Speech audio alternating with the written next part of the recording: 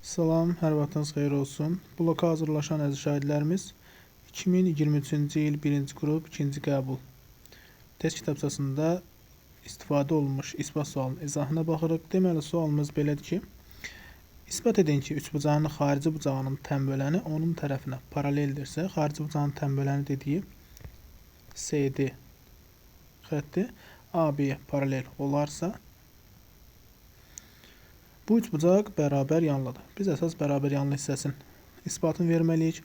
CD tənbölən olduğuna görə, xarici bucağın tənbölən olduğuna görə buranı bir alfa olaraq qeyd eləsəm, digəri də alfa olacaq.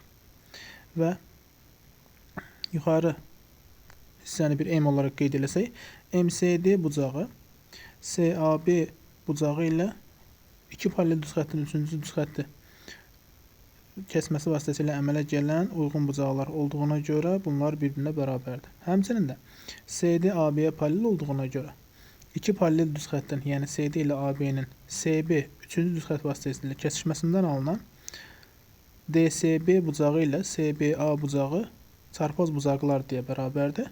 Buradan gördüyümüz nəticəyə əsasən ACB üçbucağında CAB bucağı ilə CBA bucağı bir-birinə bərabər eyni alfa qiyməti ilə istifadə olunur və işarə olunur. Buradan aldığımız nəticə isə o deməkdir ki, bu üçbucaqda bir tərəfə bitişik olan iki bucağa bərabərsə, demək ki, həmin bu üçbucaq bərabər yanlı üçbucaqdır. Yəni AC tərəfi CB tərəfinə bərabərdir.